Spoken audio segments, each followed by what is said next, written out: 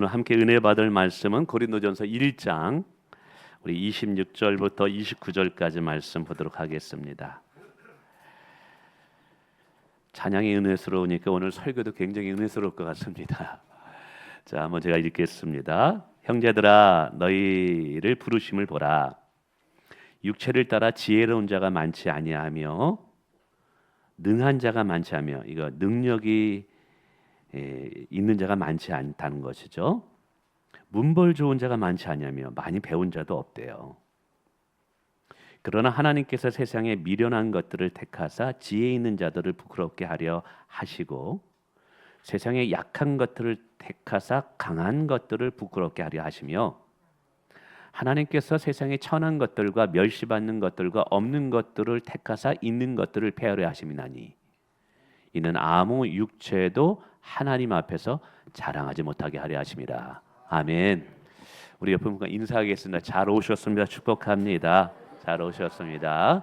예, 잘 오셨습니다. 축복합니다. 반갑습니다. 오늘 우리가 살고 있는 세상은 강함과 능력을 요구합니다. 회사에 지원할 때도, 학교에 진학할 때도, 심지어 뭔가 봉사를 하려고 할 때조차도 자격을 요구하죠. 그래서 어쩌면 우리는 늘 더 강해지려고 하고 더 능력을 얻으려고 하고 더 좋은 스펙을 쌓으려고 노력하는지 모르겠습니다. 혹시 여러분들 중에는 남들과 비교할 때 내가 너무 부족해, 그래서 위축감을 가지고 있는 분은 없는지요?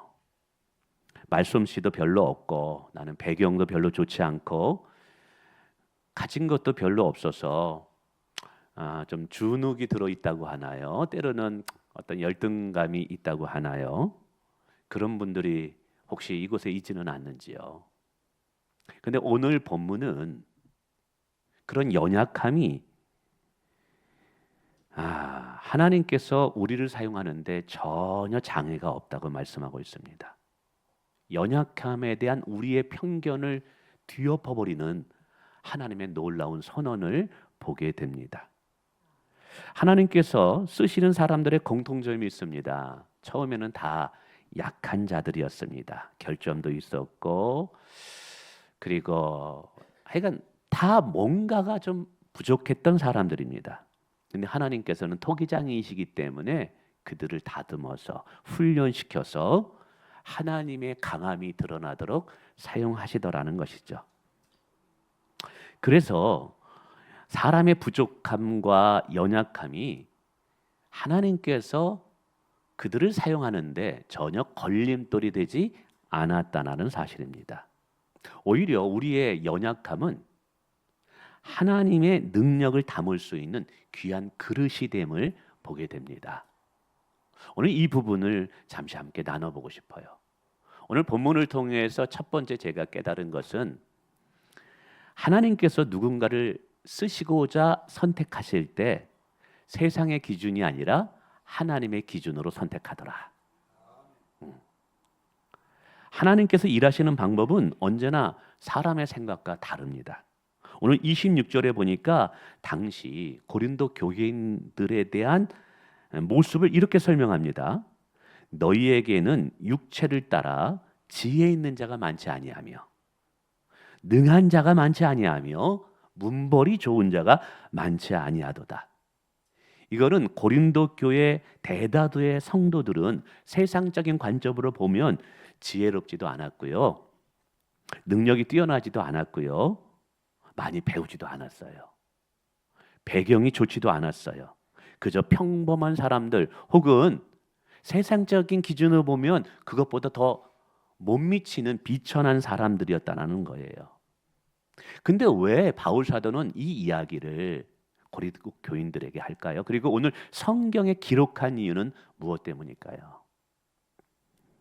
이것은 하나님께서 하나님의 일꾼을 택하시는 방법이 세상의 방식과 다르기 때문에 그래요. 하나님은 당신의 일꾼을 택하실 때 미리 정하신 하나님의 계획에 따라 선택하십니다. 이것은 사람의 능력이나 환경이 하나님께서 선택하는 기준이 아니라는 거예요. 할렐루야. 오히려 하나님께서는 세상적으로 보면 미련한 사람들을 택하셨어요. 어리석어 보이는 사람들을 택하셨어요. 부족한 사람들을 택하셨다라는 거예요. 그 이유를 27절에 두 가지로 이렇게 설명합니다. 하나는 지혜 있는 자들을 부끄럽게 하시려고. 이 말씀은 세상의 철학과 세상의 뛰어난 학문으로는 죄인들을 구원할 수 없음을 알게 하신다라는 거죠.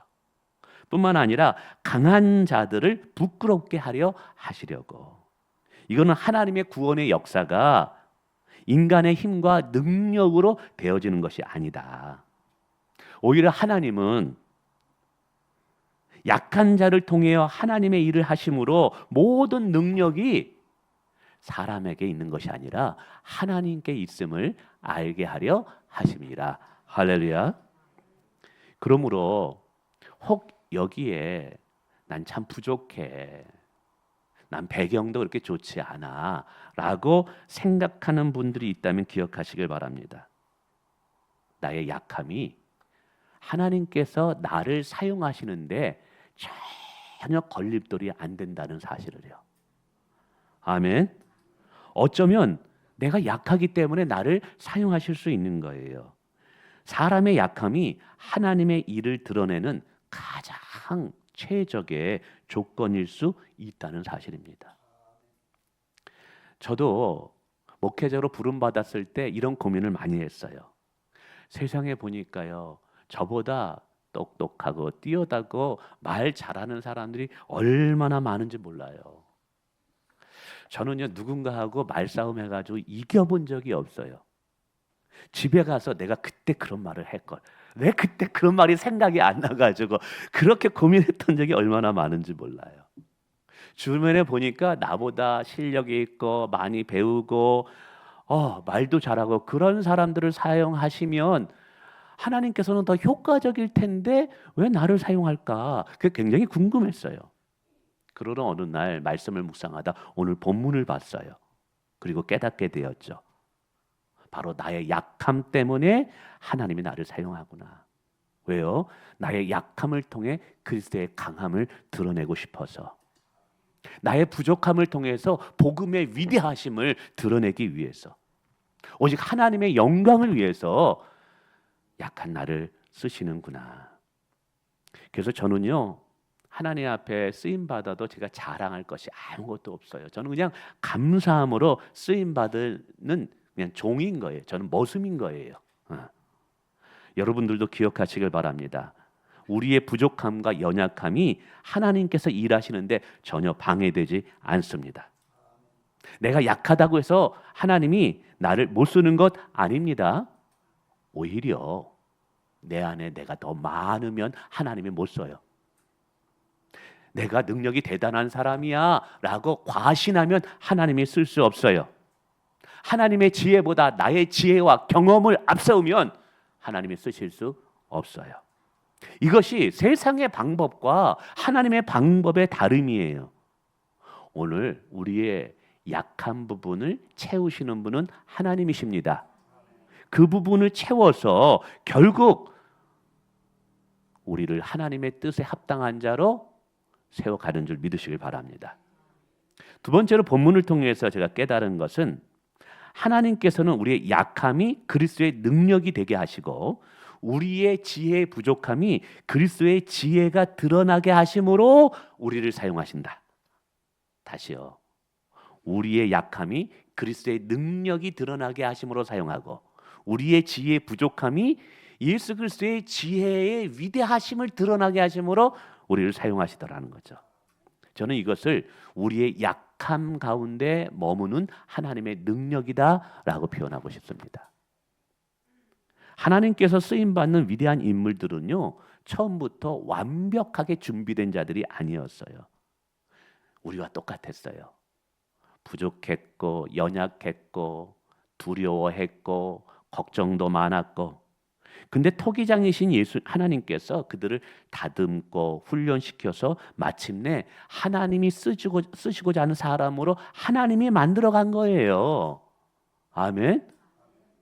여러분, 모세라는 사람이 있었습니다. 모세는 이스라엘 역사상 가장 위대한 지도자로 칭송을 받습니다. 지금도 마찬가지예요. 근데 그가 처음부터 그런 위대한 사람이 아니었어요.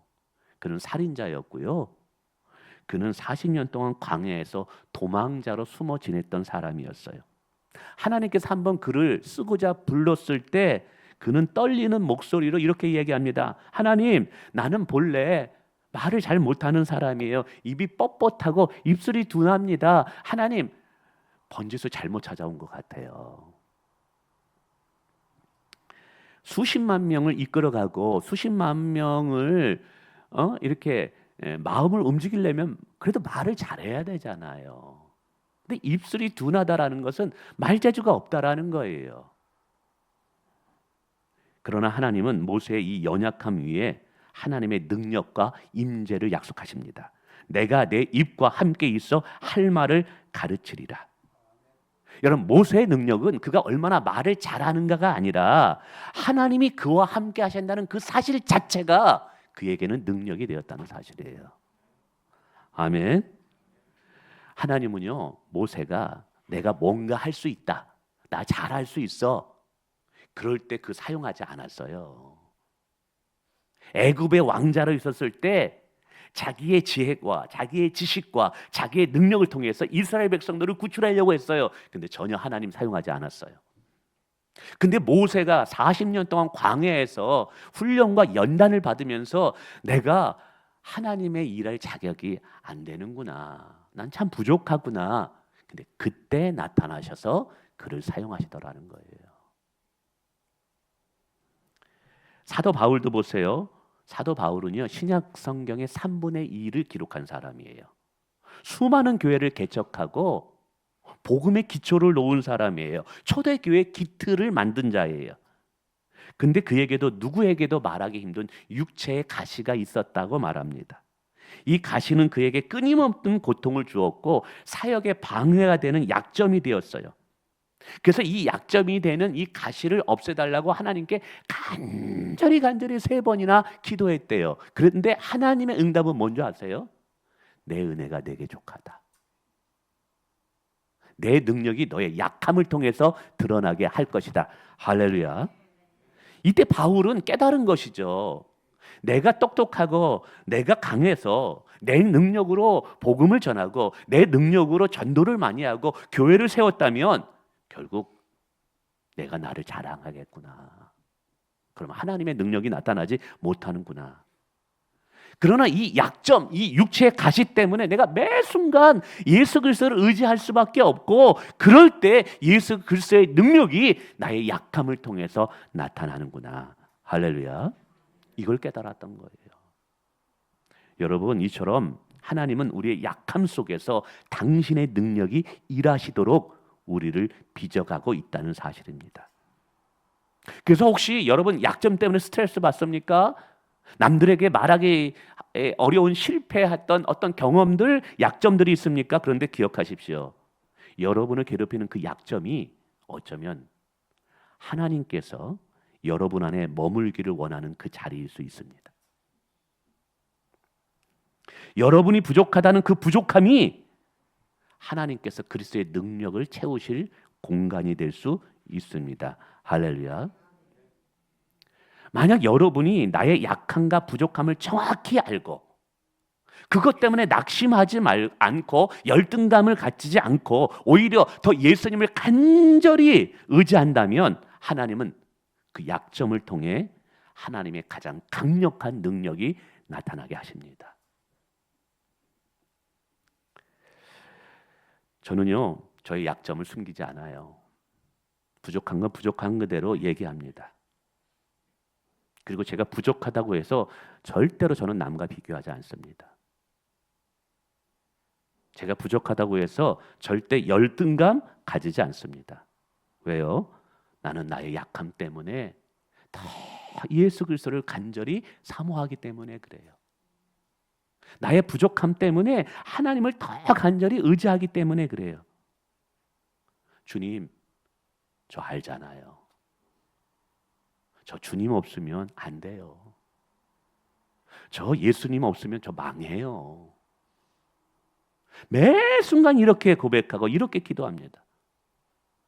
예수님께 매달릴 수밖에 없습니다. 왜?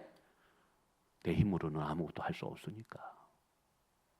건축의 과정도 마찬가지야. 내 힘으로는 아무것도 할 수 없어요. 내 능력으로요. 천만의 말씀입니다.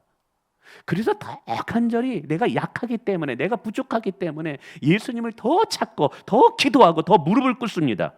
근데 놀라운 것은요, 그 약함 때문에 하나님은 예수 그리스도의 능력이 약한 나를 통해서 드러나게 하시더라고요. 내 능력으로 할 수 없는 일들을 예수님이 나를 통해서 하시는 것을 보게 됩니다. 예수님은 나의 능력이 되셔요. 나의 힘이 되시고요.